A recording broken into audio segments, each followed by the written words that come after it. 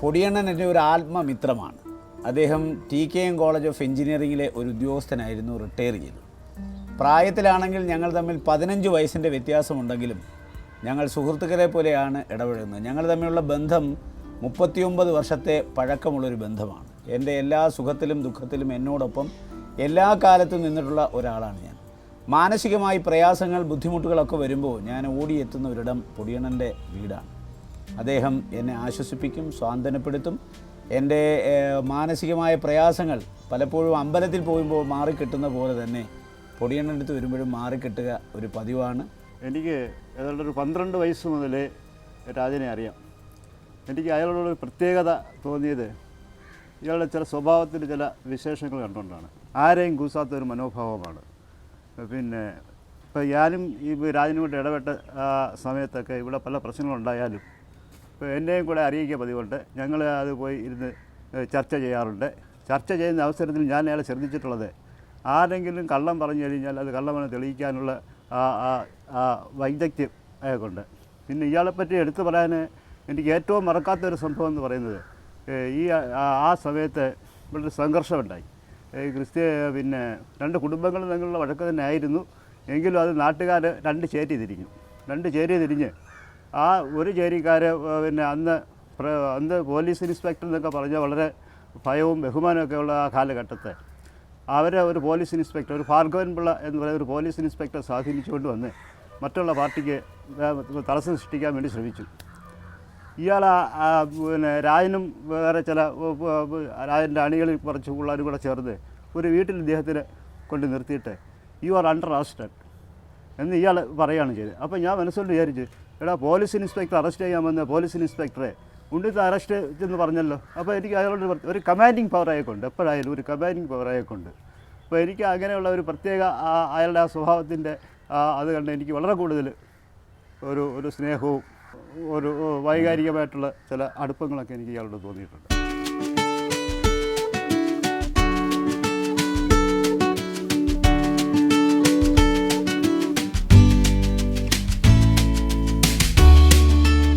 ഇത് കിളികല്ലൂർ കോയിക്കൽ UP സ്കൂളാണ്.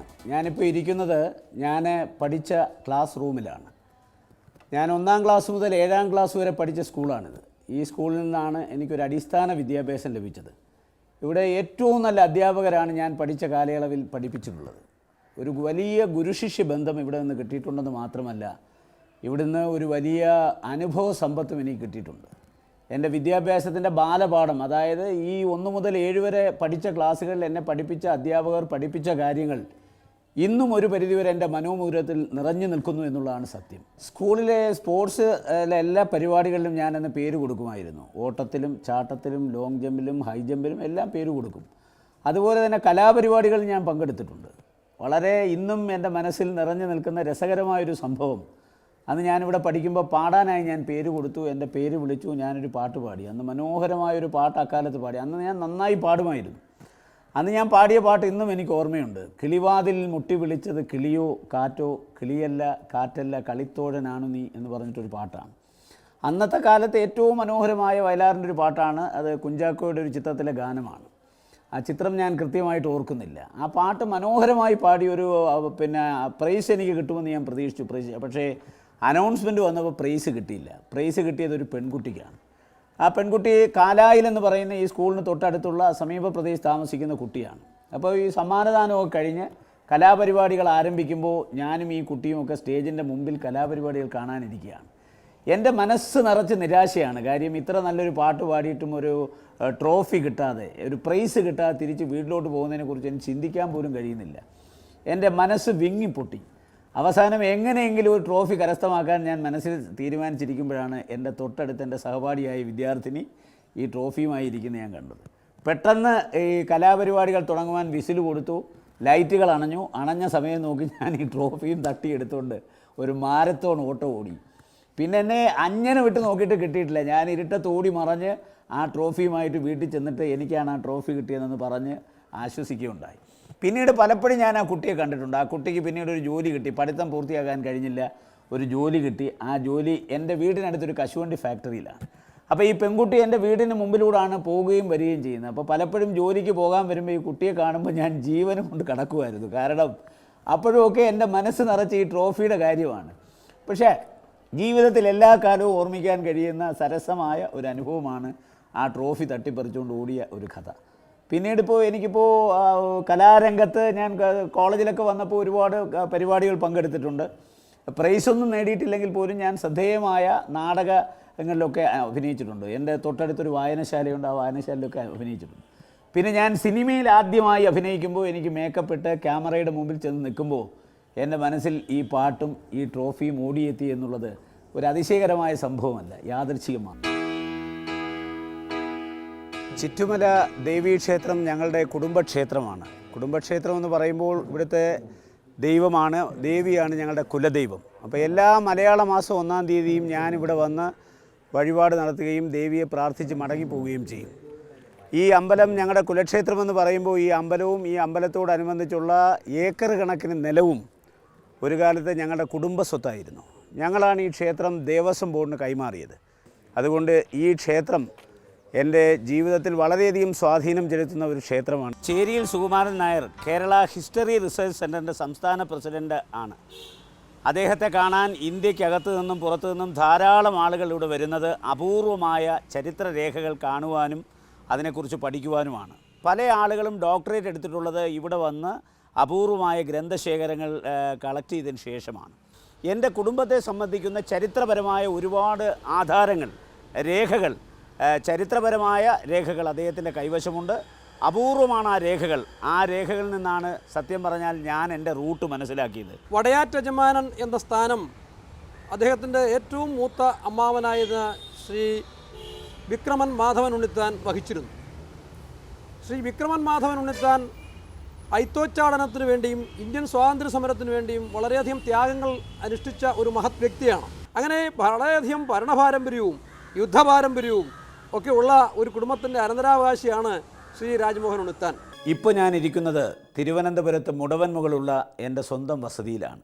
അല്പസമയം മുമ്പ് വരെ നിങ്ങൾ കണ്ടത് ഞാൻ ജനിച്ചു വളർന്ന എൻ്റെ വീടും എൻ്റെ ഗ്രാമവും എൻ്റെ പട്ടണവും എൻ്റെ അമ്പലവും അതുപോലെ എൻ്റെ സ്നേഹിതന്മാരും സുഹൃത്തുക്കളും എല്ലാം അടങ്ങുന്ന എന്നെ ഞാനാക്കി മാറ്റിയ കൊല്ലം നഗരത്തെക്കുറിച്ചാണ്. ഇപ്പോൾ ഞാനും എൻ്റെ ഭാര്യയും മക്കളുമൊക്കെ താമസിക്കുന്നത് മുടവൻമുകളുള്ള ആ വീട്ടിലാണ്. ആ വീട്ടിൻ്റെ പേരും കൊല്ലത്തെ വീട്ടിൽ അതേ പേരാണ്, കാമ്പിയിൽ എന്ന് തന്നെയാണ് ഞാൻ ഇട്ടിരിക്കുന്നത്. 1984 നവംബർ മാസം 18-ാം തീയതിയായിരുന്നു എൻ്റെ വിവാഹം. എൻ്റെ വിവാഹം ഒക്ടോബർ മാസമാണ് തീരുമാനിച്ചത്. ഇതൊരു അറേഞ്ച്ഡ് മാരേജാണ്. എൻ്റെ അമ്മയും എൻ്റെ സഹോദരങ്ങളുമൊക്കെ പോയി കണ്ട് അവർക്ക് പൂർണ്ണമായി ഇഷ്ടപ്പെട്ടതിന് ശേഷമാണ് ഞാൻ ഈ വിവാഹത്തിന് സമ്മതിച്ചത്. എൻ്റെ വിവാഹ നടപടിക്രമങ്ങളുമായി മുന്നോട്ട് നീക്കുമ്പോൾ ദാരുണമായ ഒരു സംഭവം രാഷ്ട്രീയ രംഗത്തുണ്ടായി. ഒക്ടോബർ മാസം 31-ാം തീയതി ശ്രീമതി ഇന്ദിരാഗാന്ധിയെ ന്യൂഡൽഹിയിലെ നമ്പർ 1 സഫ്തർജംഗിൽ വെച്ച് വെടിവെച്ച് കൊന്നു. ആ മരണവാർത്ത കാട്ടുതീ പോലെ പടരുമ്പോൾ വിവാഹം മാറ്റിവെക്കുന്നതിനെക്കുറിച്ച് വളരെ ഗൗരവമായി ഞാൻ ചിന്തിച്ചു. അന്ന് പാർട്ടിയുടെ ഉന്നതരായ നേതാക്കന്മാരുമായി ആശയവിനിമയം നടത്തിയപ്പോൾ നവംബർ 18-ാം തീയതി തീരുമാനിച്ച വിവാഹം ഒരു കാരണവശാലും മാറ്റിവെക്കേണ്ട എന്നവർ പറഞ്ഞു. കാര്യം ഇന്ദിരാഗാന്ധിയുടെ മരണാനന്തര കർമ്മങ്ങൾ അതുവരെ നീണ്ടുപോകുന്നതല്ലെന്നും മരണാനന്തര കർമ്മങ്ങളൊക്കെ പൂർത്തിയായതിനു ശേഷമാണ് വിവാഹം എന്നുള്ളതുകൊണ്ട് അത് മാറ്റിവെക്കേണ്ട എന്ന് തീരുമാനിച്ചു. അതിൻ്റെ അടിസ്ഥാനത്തിൽ നവംബർ മാസം 18-ാം തീയതി ഞാൻ സുധാകുമാരി വിവാഹം ചെയ്തു. കൊല്ലത്തെ അതിപ്രശസ്തമായ ഒരു കുടുംബത്തിലാണ് സുധാകുമാരി ജനിച്ചത്. പൊടിക്കട കുടുംബത്തിൽ ശ്രീ പത്മനാഭൻ തമ്പിയുടെയും ശാരദയുടെയും ഇളയ മകളായി ജനിച്ച സുധാകുമാരിയാണ്. എൻ്റെ സങ്കല്പത്തിലുണ്ടായിരുന്ന ഒരു ഭാര്യ തന്നെയാണ് എൻ്റെ യഥാർത്ഥ ജീവിതത്തിലും സഖിയായി വന്നിട്ടുള്ളത്. സുധാകുമാരി ജനിച്ചത് മകം നക്ഷത്രത്തിലാണ്. മകത്തിൽ മങ്ക പിറക്കണമെന്നാണല്ലോ ചൊല്ല്. അതുകൊണ്ട് ഈ ഞങ്ങളുടെ ദാമ്പത്യ ജീവിതത്തിൽ ഇന്ന് വരെ യാതൊരു അപസ്വരങ്ങളും ഉണ്ടായിട്ടില്ല. ഞങ്ങൾ തമ്മിൽ മനപ്പൊരുത്തം വളരെ കൂടുതലാണെന്ന് പറയാം. കാരണം ഇത്രയും കാലം എൻ്റെ സഹോദരങ്ങളോ എൻ്റെ അമ്മ മരിക്കുന്ന ഒരു അമ്മയോ അച്ഛനോ യാതൊരു പരാതിയും എൻ്റെ ഭാര്യയെക്കുറിച്ച് പറഞ്ഞിട്ടില്ല. അമ്മയും അച്ഛനും മാത്രമല്ല എൻ്റെ സഹോദരങ്ങൾക്കും യാതൊരു പരാതിക്കും ഇടം കൊടുക്കാത്ത രീതിയിൽ വളരെ സ്നേഹസമ്പന്നമായ ഒരു പെരുമാറ്റമാണ് എൻ്റെ കുടുംബത്തിലെ അംഗങ്ങളോട് എൻ്റെ ഭാര്യ നടത്തിയിട്ടുള്ളത്. എനിക്കാകെ 3 മക്കളാണുള്ളത്. അത് 3ഉം ആൺകുട്ടികളാണ്. എൻ്റെ മൂത്ത മകൻ്റെ പേര് അഖിൽ എന്നാണ്. അവൻ മാർ ഇവാനിയോസ് കോളേജിൽ 2ാം വർഷ BCom വിദ്യാർത്ഥിയാണ്. രണ്ടാമത്തെ മകൻ +2 കേന്ദ്രീയ വിദ്യാലയം പാങ്ങോട് പഠിക്കുന്നു. ആ മകൻ്റെ പേര് അതുൽ എന്നാണ്. മൂന്നാമത്തെ മകൻ കേന്ദ്രീയ വിദ്യാലയം പട്ടത്തിൽ 10ാം സ്റ്റാൻഡേർഡിൽ പഠിക്കുന്നു. അമൽ എന്നാണ് മൂന്നാമത്തെ മകൻ്റെ പേര്. ഇന്ന് ഞാനൊരു രാഷ്ട്രീയ പ്രവർത്തകൻ മാത്രമല്ല, ഒരു കലാകാരൻ കൂടിയാണ്. യാദൃശ്ചികമായിട്ടാണെങ്കിലും ഞാൻ ജീവിതത്തിൽ ആദ്യമായി സിനിമാ രംഗത്തേക്ക് കടന്നു വന്നു. ഇപ്പോൾ ഞാൻ 6 സിനിമ പൂർത്തിയാക്കി. ഇനി ഏതാനും ചിത്രങ്ങൾ കൂടി അഭിനയിക്കുന്നുണ്ട്.